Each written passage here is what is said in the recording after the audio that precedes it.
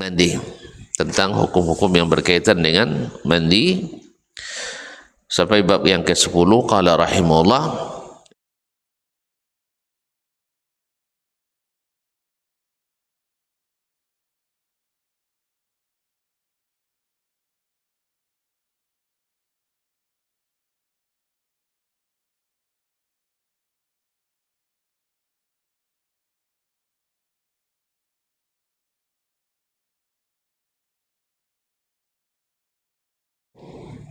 tetapi sebagian anggota wudu tidak langsung dikerjakan, seperti yang sudah kita isyaratkan pada hadis sebelum ini, babul wudu marrah, di mana Nabi alaihi salatu wassalam berwudu sebelum mandi junub, kemudian meninggalkan atau mengundur membasuh kakinya, di akhir mandi. Kan beliau berwudu sebelum mandi, masih lupa ya? Beliau berwudu sebelum mandi. Wudu itu adalah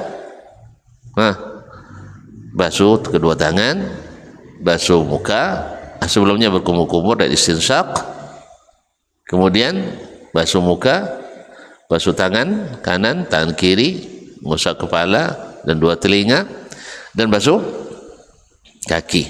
Nah, beliau sampai mengusap kepala dan telinga, kaki belum dibasuh, langsung mandi, menyiramkan air ke kepalanya 3 kali. Kemudian bagian kanan, kemudian bagian kiri, dan seluruh tubuh. Nah, setelah itu baru membasuh kakinya. Ini maksud daripada perkataan Imam Al-Bukhari rahimahullah, bab memisahkan antara mandi dan wudu. Artinya sebagian dari anggota wudu itu dibasuh di antara sebagian anggotanya disela-sela dengan mandi dulu. Jadi tidak selesai wudu, tetapi wudu itu dilambatkan setelah mandi sebagiannya. Paham maksudnya? Nah, ai jawazuhu, makna itu Imam Al-Bukhari mazhabnya boleh memisahkan, membasuh sebagian anggota wudu dengan yang lain, tidak berurutan. Maksudnya tidak muwalat, tidak langsung. Kan di antara yang kita pelajari dulu, syarat wudu itu pertama mesti tartib, tidak boleh dahulukan tangan dari muka, itu tartib namanya. Yang kedua mesti berturut-turut, artinya selesai basuh muka langsung basuh tangan, selesai basuh tangan langsung sapu kepala dan telinga, lepas itu langsung pula basuh kaki. Itu namanya muwalat. Al-muwalat yaitu berturut-turut. Kalau tertib tidak urutannya, jadi berturut-turut artinya tidak ada jarak di antara. Nah, sekarang boleh tidak dibuat jarak, dan jarak itu adalah dengan mandi atau selainnya, atau selainnya. Ini maksud Imam Al-Bukhari dengan bab ini, seperti dijelaskan oleh Imam Ibnu Hajar rahimahullah. Wa huwa qaulu Syafi'i fil jadid, dan itu adalah mazhab Imam Syafi'i dalam Al-Qaulul Jadid, pendapatnya yang baru ketika sudah di Mesir. Dulu ketika di Irak, seperti dikatakan oleh Al-Khurasaniyun, bahwasanya Imam Syafi'i bermazhab tidak boleh. Karena apa? Karena al-muwalat berturut-turut itu adalah wajib. Berarti kalau wajib berdosa ditinggalkan. Maka tetapi setelah sampai ke Mesir, beliau berubah pendapatnya. Wallahu alam, mungkin sebelumnya belum sampai hadis ini kepadanya, atau beliau mungkin memahami dengan paham yang lain, tapi setelah sampai di Mesir, setelah berdiskusi, berguru pada yang lain pula, maka dia pun berubah ijtihadnya. Nah, kemudian Syekh melanjutkan, Al-Imam Al-Bukhari rahimahullah melanjutkan, yuzkaru, Wa yuzkaru an Ibni Umar, dan disebutkan, ini dalam ilmu hadis disebut dengan sighatut tamrid. Sighatut tamrid artinya dengan bahasa pasif, bukan bahasa aktif. Apa makna bahasa pasif? Tidak dijelaskan subjeknya siapa. Tapi kalau bahasa aktif, subjeknya dijelaskan. Misalnya disebutkan, itu namanya siapa yang menyebutkan? Tidak disebutkan. Tapi kalau yang bahasa aktif, sighatul jazm, fulan menyebutkan. Misalnya kalau dia katakan Nafi' menyebutkan dari Ibnu Umar, maka ini disebut juga dengan hadis mu'allaq. Dalam Sahih Bukhari disebut juga dengan hadis mu'allaq. Nah, hadis mu'allaq dalam Sahih Bukhari disebutkan oleh Imam Ibnu Hajar dalam Taghliqut Ta'liq, terbagi dua. Pertama dengan sighat jazm, dengan bahasa aktif tadi disebutkan siapa yang meriwayatkannya. Yang kedua dengan sighatut tamrid, dengan bahasa pasif, tidak disebutkan subjek atau yang mengatakannya. Kalau yang jenis pertama dengan bahasa jazm, pasti itu semuanya sahih. Semuanya sahih sampai kepada orang yang ditaklik hadisnya tadi. Taklik itu hapus ya? Hah? Taklik itu adalah, itu asal wajar mustalah, dihapus di awal sanadnya. Misalnya kan Ibnu Umar, Al-Bukhari rahimahullah bertemu dengan Ibnu Umar, Al-Bukhari bertemu dengan Ibnu Umar? Tidak, jauh. Al-Bukhari baru lahir tahun 194,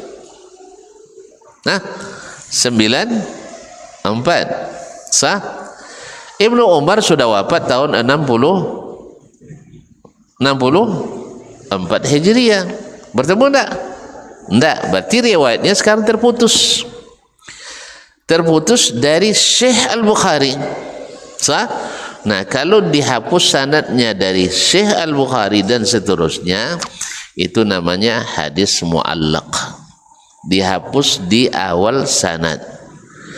Kalau dihapus di akhir sanad, misalnya Ibnu Umar yang dihapus, diriwayatkan misalnya hadatsana Musa ibn Ismail, nah, disebutkan gurunya.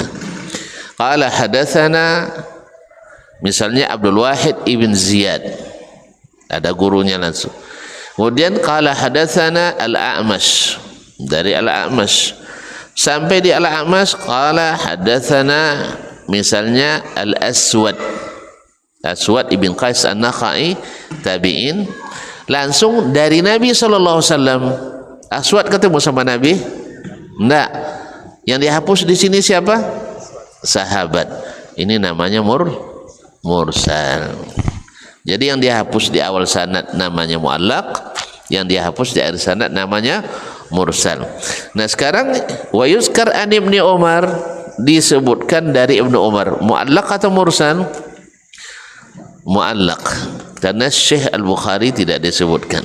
Berarti sanad dari Syekh Al-Bukhari dan seterusnya tidak disebutkan, maka ini disebut dengan mu'allaq. Paham ya? Paham? Jamaknya mu'allaqat. Nah, al-mu'allaqat dalam Sahih Bukhari terbagi dua tadi. Ada dengan bahasa aktif, itu tak jazm, disebutkan fa'ilnya, subjeknya. Misalnya rawa fulanun, si fulan meriwayatkan, jelas. Tapi kalau sighatut tamrid, tidak diriwayatkan dari si fulan, siapa yang meriwayatkan tidak disebutkan, jelas. Baik. Nah, kalau yang jenis pertama biasanya diteliti oleh ulama, khususnya Ibnu Hajar rahimahullah, dia dapatkan semua yang bersigat jazm sahih sanadnya sampai kepada ta'liq tadi yang ditaklik. Misalnya ini kan disebutkan dari Ibnu Umar. Kalau dia dengan sigat jazm, qala misalnya qala Nafi' misalnya kan, an Ibnu Umar, berarti sampai ke Nafi' itu sahih sanadnya. Setelah kok tahu? Karena semua yang ditaklik oleh Al-Bukhari diriwayatkannya secara muttasil di luar Sahih Bukhari.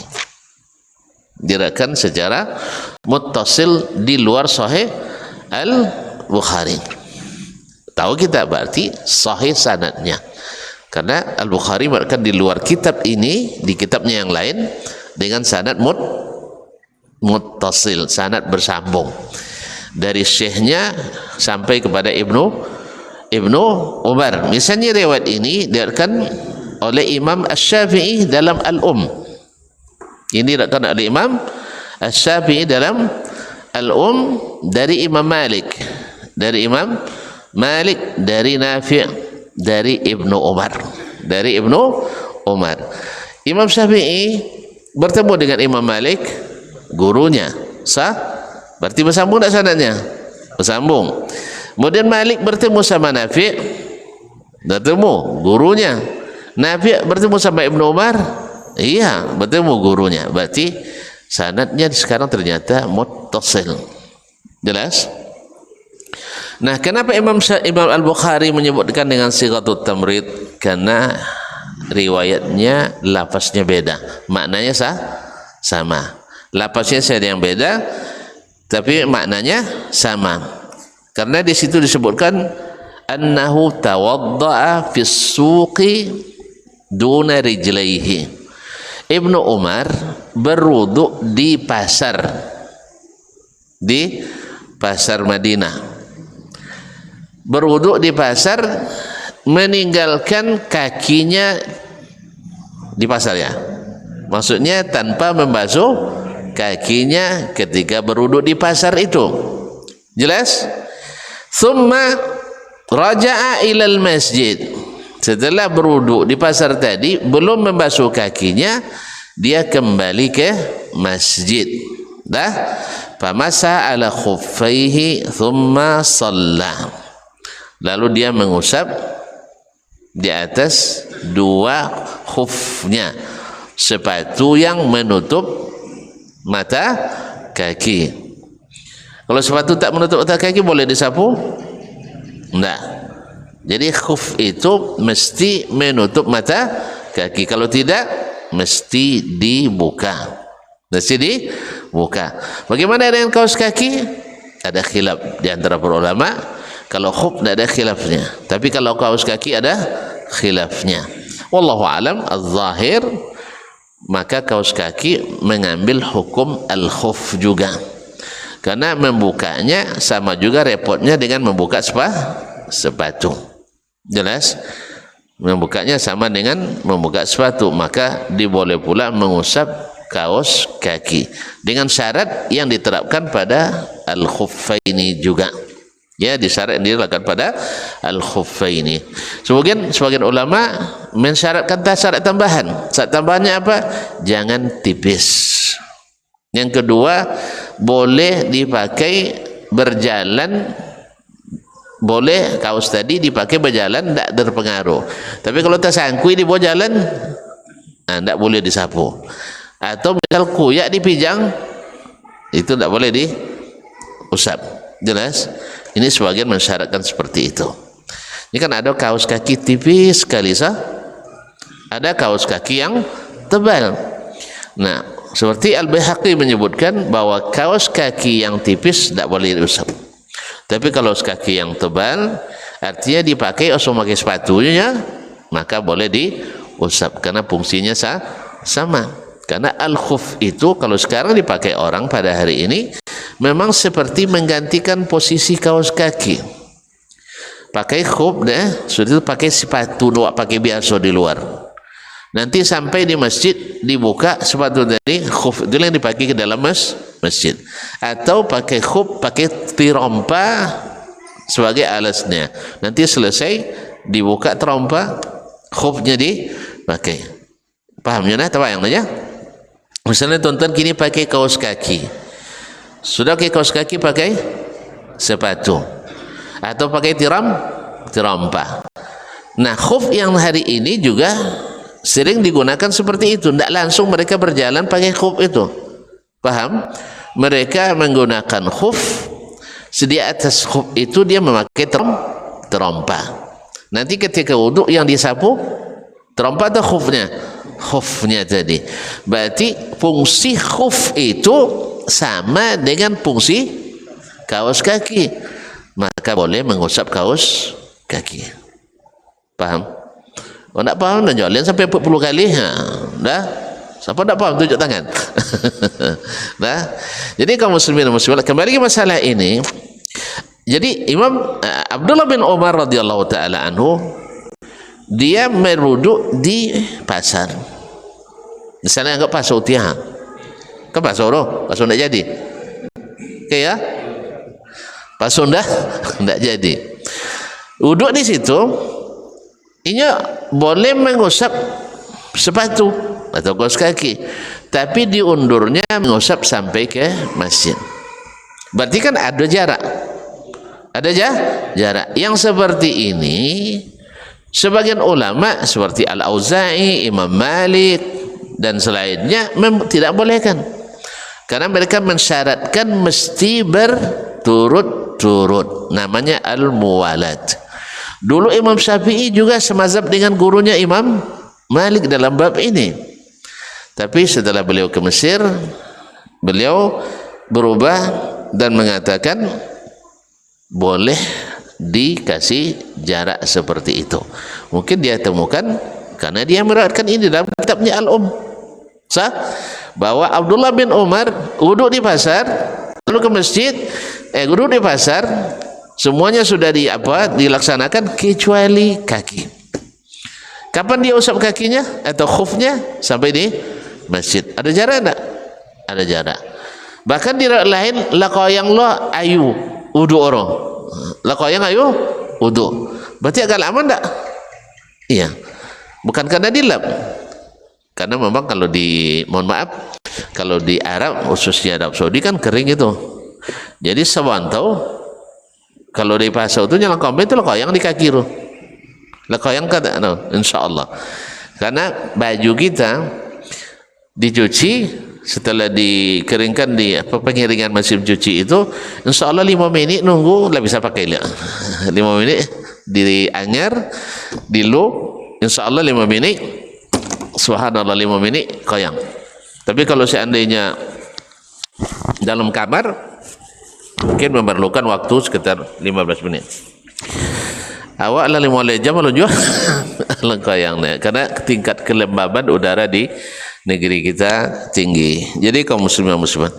Jadi ba'da ma jaffa wudu'uhu, setelah kering air wudunya. Jadi wa yuzkar an Ibnu Umar an ghasala qadamaihi ba'da ma jaffa wudu'uhu. Wudu air wudunya. Tak mungkin disifati wudu yang kering, tapi airnya yang kering. Maka dia katakan ba'da ma jaffa wudu'uhu. Berarti Imam Al-Bukhari mazhabnya adalah membolehkan, melambatkan membasuh sebagian anggota wudu. Jelas? Naam. Dan itu adalah pendapat Imam Asy-Syafi'i bil qauli al-jadid. Naam. Baik.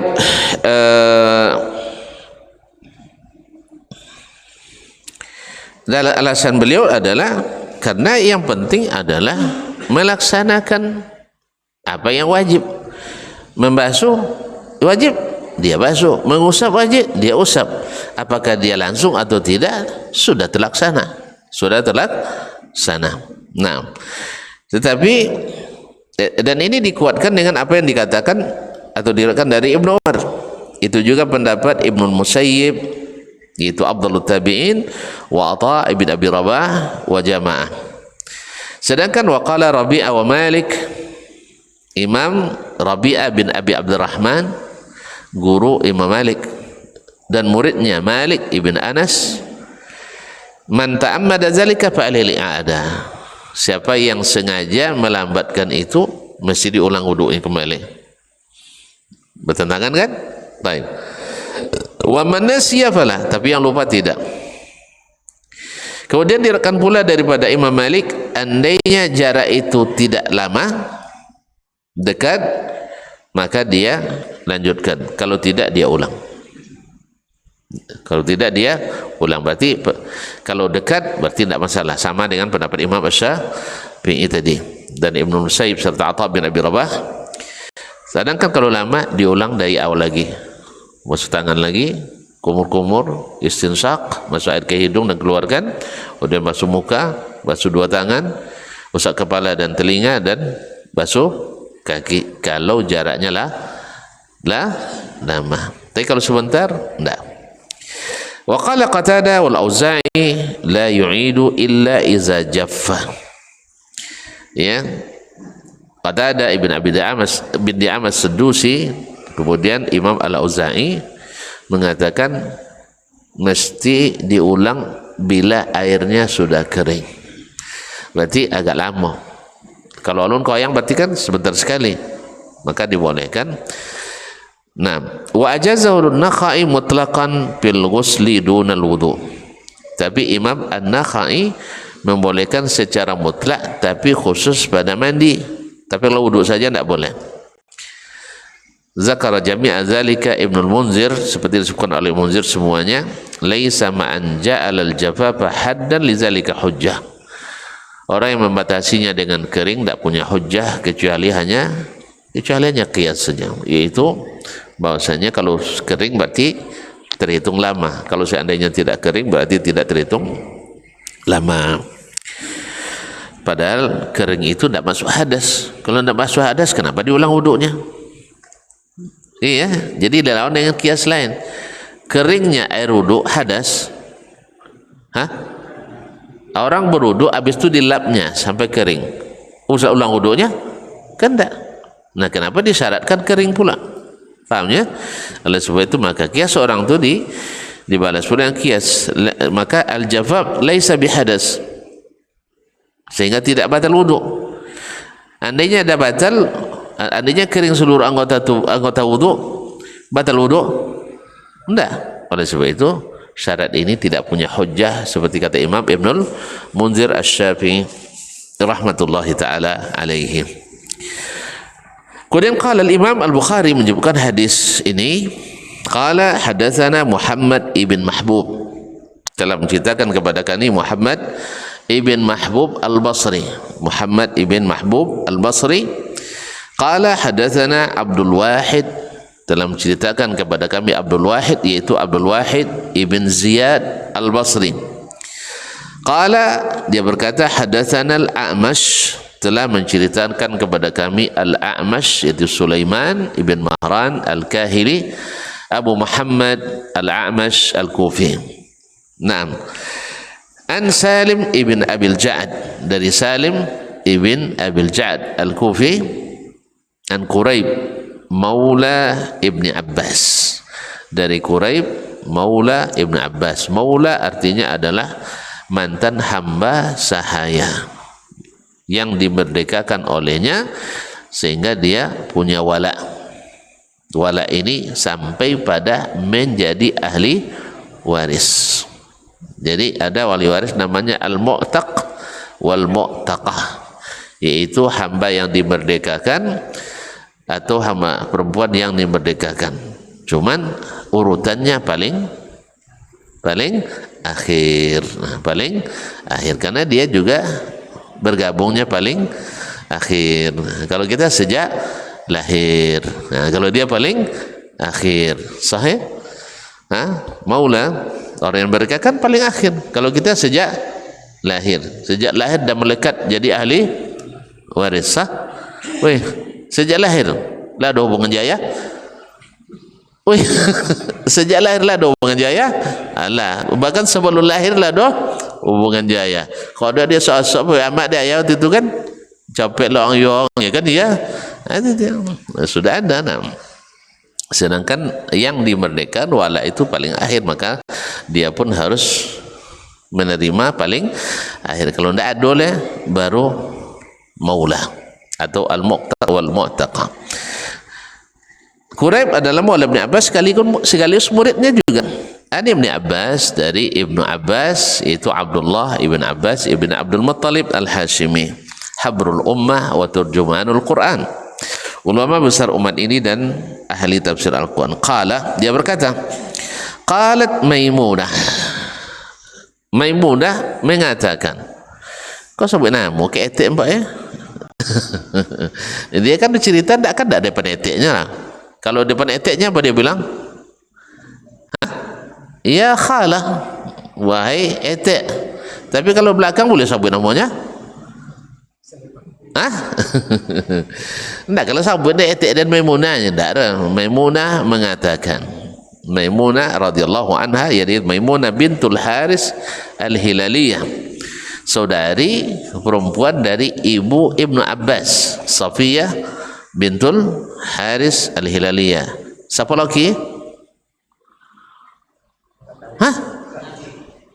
Antu Abbas malah. Nya anak Abbas rumah. Abdullah bin Abbas anak berarti laki Safiyah. Hah? Abbas malah. Apa bayar kita aja kok repot. Ama Abdullah bin Abbas adalah Safiyah bintul Haris. Berarti laki Safiyah Abbas bin Abdul Muttalib, ayah Abdullah. Berarti Maimunah adik dia Safiyah. Makanya Maimunah istri Nabi etik Abdullah bin Abbas, dan ya etik kan sama dengan ibu sendiri. Al-khalatu bimanzilatil kata Nabi alaihi salatu wassalam. Etik itu sama kedudukannya dengan ibu. Etik sama kedudukannya dengan ibu. Nah, seperti apa kita pada ibu kita, seperti itulah kita pada etik kita. Nah, azan? Tayyib, Masya Allah. Silakan.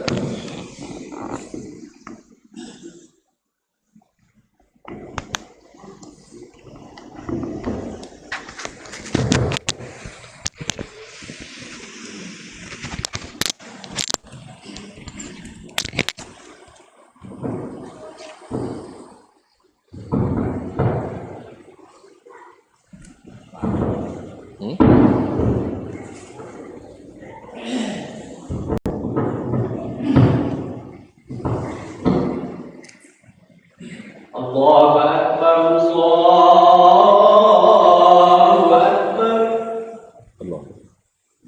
Allahu Akbar,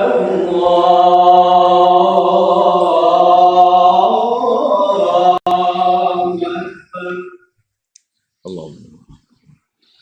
Asyhadu an la ilaha illallah,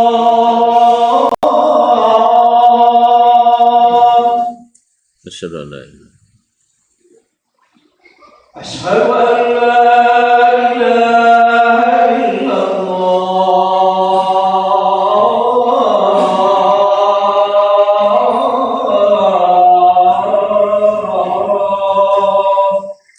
Asyhadu an la ilaha. Asyhadu anna Muhammadar Rasulullah.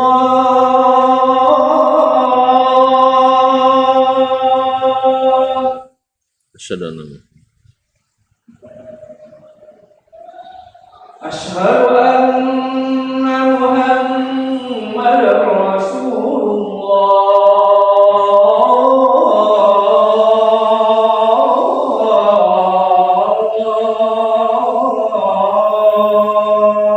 Asyhadu an la ilaha.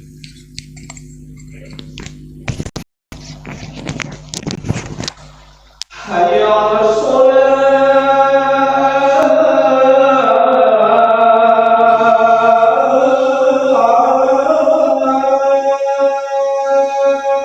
Masya Allah.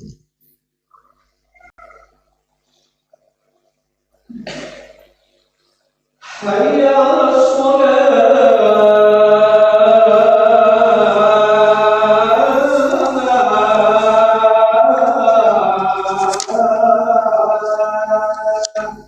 La hawla wa la quwwata.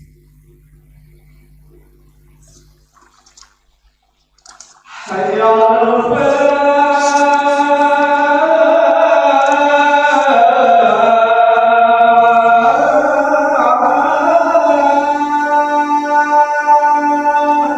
حي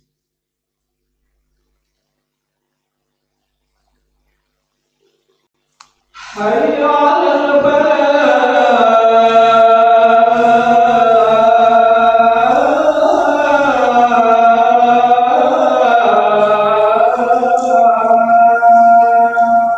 Nah,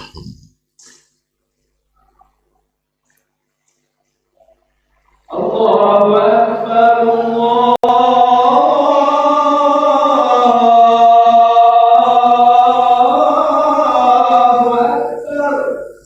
الله أكبر. Allah. لا إله إلا الله.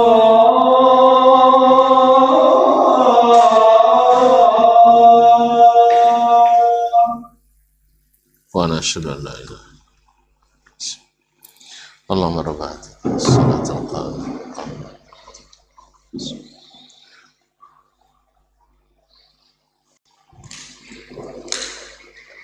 Baik, kaum muslimin, kaum muslimat dirahmati Allah. Qalat Maimunah, Ibnu Abbas menceritakan, Maimunah berkata, wada'tu li Rasulillah sallallahu alaihi wasallam ma'an yaktasilu bih. Saya menyediakan untuk Rasulullah sallallahu alaihi wasallam air mandinya. Air untuk mandi. Lalu fa'afragha ala yadayhi, lalu beliau menuangkan dari bejana itu air ke atas kedua tangannya, artinya membasuh kedua tangannya di luar bejana. Dan ini sunnahnya, jangan masukkan dulu kecuali yakin bersihnya. Jadi pada asalnya basuh tangan itu di luar bejana, karena tangan kita walaupun tangan bahkan tuangnya kan, tapi kan kalau guna magang sah, karena tak pegang sesuatu yang kadang-kadang kita tidak tahu. Kadang tak culiang ke telinga sah, atau tak culiang ke hidung walaupun tak najis, kan tak najis lah, cuman tak lewat tengok dia. Coba kalau sudah ke hidung, sudah pegang goreng sudah itu tolak makan lah, kan tak lah. Maka hati-hati. Ini kadang sebagian kita kadang-kadang nyelek hidung pakai tangan kanan je, telinga ke tangan kanan. Sedung kawah bapegang lo sodoro. Kalau nak milia jadi pegang otin, nah tu. Jadi pegang kau tu tak jauh ambil pegang kau, awak sudah nyelek hidung ke tangan kanan. Nampak kawan tak cinan kawan tengok lah. Nah, jadi memang makanya tangan kiri untuk hal-hal yang seperti itu biasakan pakai tangan kiri. Tapi sebagian tak langsung je tangan kanan masuk dalam telinga, dalam hidung ke. Asyik pas kawah, bapa gang sodoh. Tak lepas ambil ha? Salam lah jawabnya kan. Ini di antara contoh-contoh ya. Apalagi bangun tidur. Bangun tidur kita kata Nabi, fa inna ahadakum la yadri aina batat yaduhu. Tak tahu di mana tangannya malam tadi. Sah? Walau lo kena ambil tangan dia dah. Samuncung dah beda dah. Seakal dah ada. Nah, jadi oleh sebab itu maka disunnahkan dibasuh di luar bejana. Walaupun tidak najis. Walaupun tidak najis. Nah, faghasala afara jadi faghasala marrataini aw thalasan, 2 kali atau 3 kali. Ini ragu ini bukan dari Maimunah. Seperti kata Al-Kirmani bukan dari, kalau Al-Kirmani mengatakan ragu dari Maimunah, enggak. Tapi ragu ini dari Al-A'mash. Dari Imam Al-A'mash. Ia meriwayatkannya dari Quraib Maula Ibn Abbas. Apa dari Salim bin Abil Ja'ad, Salim bin Abil Ja'ad. Jadi keraguan itu dari Al-A'mash 2 atau 3 kali. Tapi yang jelas sabit bahwa Nabi membasuhnya di luar bejana 2 atau 3 kali. Dan ini sah saja, 1 kali sah, apalagi 2, apalagi 3. Nah, thumma afragha biyaminihi ala shimalihi. Kemudian beliau menuangkan dengan tangan kanannya ke tangan kirinya. Faghasala mazakirahu, lalu dia membasuh mazakirahu. Mazakir adalah jamak mizkar. Mizkar adalah zakar. Ini jamak ala ghairil qiyas, jamak yang tidak mengikuti rumus, tidak mengikuti rumus. Harusnya jamaknya zakar adalah apa? Azkar wa zukur. Ada sawi jamak azkar lah, sama aja zikir. Kan itu. Makanya dihindarinya menggunakan lafaz itu supaya tidak bikin orang ragu. Maka dipakai jamak mazakirahu. Jelas ya? Nak jen sabulah apalah zikir kan dibasuh ni kan. Ini kadang kalau salah baca itu akibatnya. Tapi yang paling sering dijamakkan dengan jamak zukur. Nah, padahal kenapa dijamakkan? Padahal zakar itu kan cuma satu. Tidak ada orang yang zakarnya banyak kan?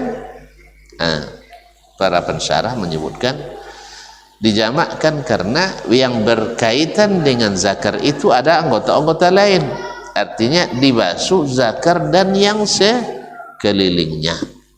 Dibasuh zakar dengan yang di sekelilingnya, karena itu kemungkinan kena najis sangat besar, sangat besar. Maka dijamakkanlah mazakirahu. Jamakkan mazakirahu, jamak miskan. Kemudian summa dalaka biyadihil arda. Kemudian beliau menggosokkan tangannya ke tanah. Untuk apa? Untuk membersihkan tangannya, karena ternyata tanah terbukti bisa menjadi media pembersih. Makanya ketika ditanya oleh Ummu Salamah tentang pakaian wanita, kan kainnya kan dijuraikan sehat, dia minta boleh 1 jengkal, kalau 1 hasta berlebih 1 jengkal. Nanti kan sambil berjalan kan kadang-kadang ada najis di jalan, kata Nabi SAW, akan dihilangkan oleh tanah bersih setelahnya. Ini juga suatu solusi kebaikan yang Allah berikan bagi kaum wanita kalau mereka berjalan di luar rumah, walaupun pada asalnya adalah waqarna fi buyutikunna. Tapi di zaman sekarang, apalagi di negeri kita, karena sering hujan, barangkali untuk menjulurkan pakaian seperti itu agak merepotkan, walaupun misalnya tidak najis tapi kotor, sah. Makanya diganti dengan memakai kaos kaki. Memakai kaos kaki. Dulu perempuan kan jarang pakai kaos kaki itu, sehingga yang melindungi kakinya adalah bajunya yang dipanjangkan itu. Buktinya ketika Ummi Salamah radhiyallahu anha menanyakan ke Nabi, hendaklah dia tutup sampai tumitnya. Lalu kata Ummu Salamah, ya Rasulullah, kalau mereka berjalan, kalau batasnya hanya sampai tumit, itu bisa terbuka tankashifu aqdamuhunna.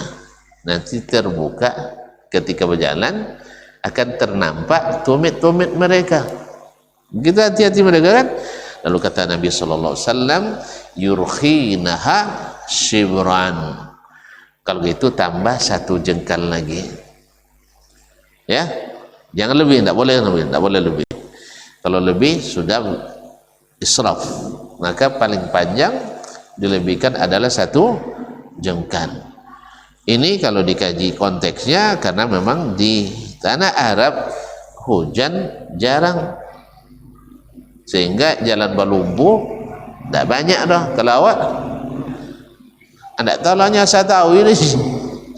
Jadi oleh sebab itu maka di kita mungkin diganti dengan kaos kaki. Ya kalau pakai kaos tadi kan sahabat Nabi kan pakai kaosnya. Ternyata mereka pada umumnya tidak pakai kaos kaki. Kalau sekarang kaos kaki sangat mudah didapatkan. Dayogo 3.000, 3 10.000. Kan itu bagian-bagian untuk pemilu mana? Kaos 10 ribu. Nah, sudah itu di $10,000. Target 3 kaos kaki 10 ribu. So yang temo je tak. Ikut tambah tahu aja ada nang tu. Nah. Sudah itu bawa wangi-wangi kayaknya.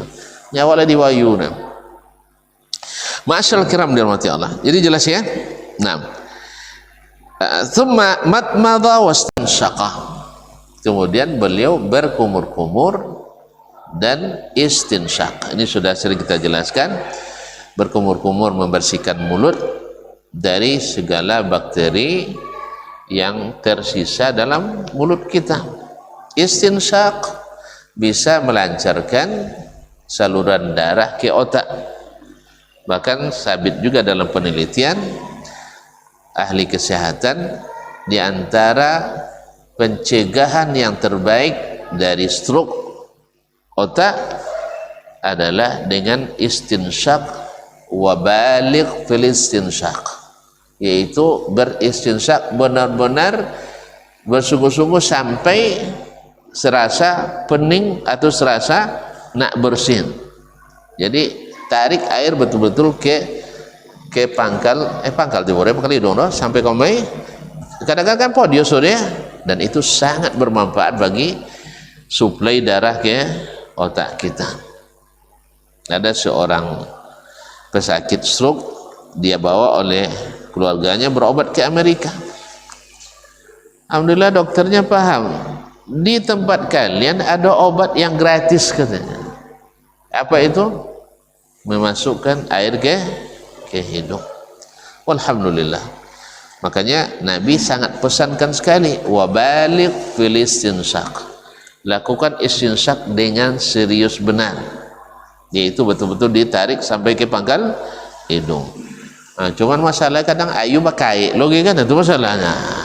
Makanya jaga selalu kebersihan tank air kita, supaya awak nak sehat kosan tambah sakit deh.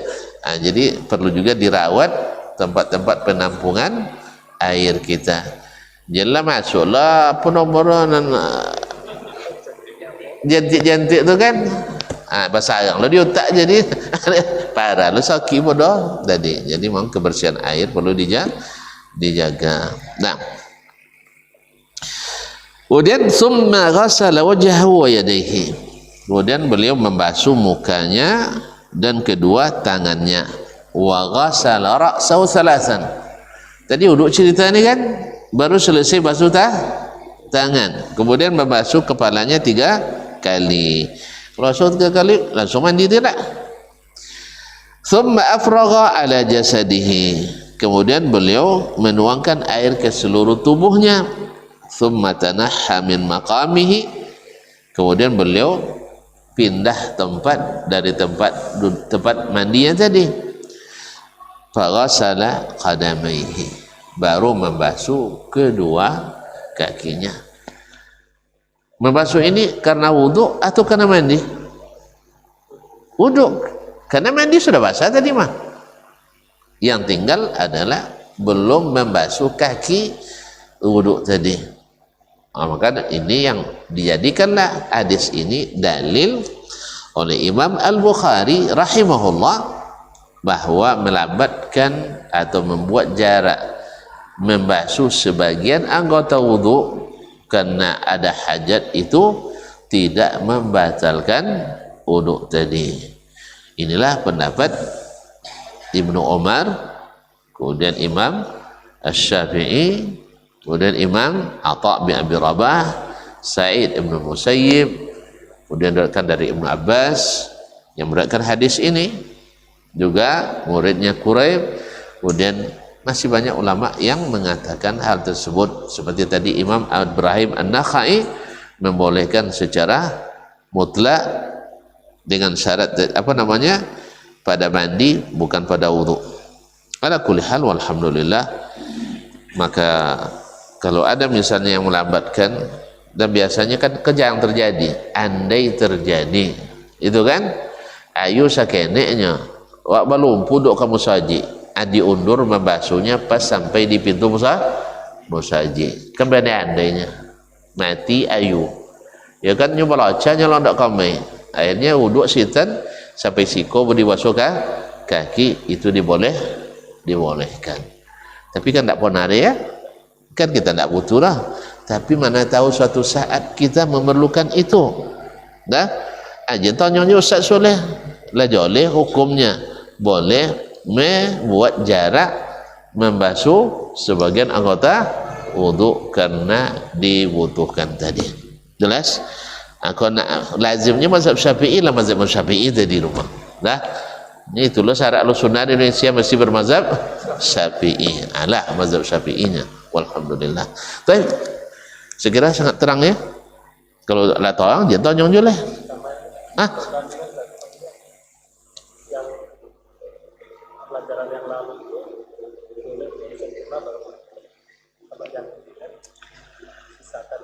iya.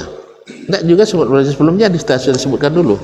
Ketika babul wudu imarrat kan sudah kita singgung juga bahwa Nabi hadis yang sama. Cuma Syekh Imam Al-Bukhari di sana melalui Musa bin Ismail At-Tabuzaki, sedangkan di sini melalui Syekh Muhammad Mahbub Al-Basri.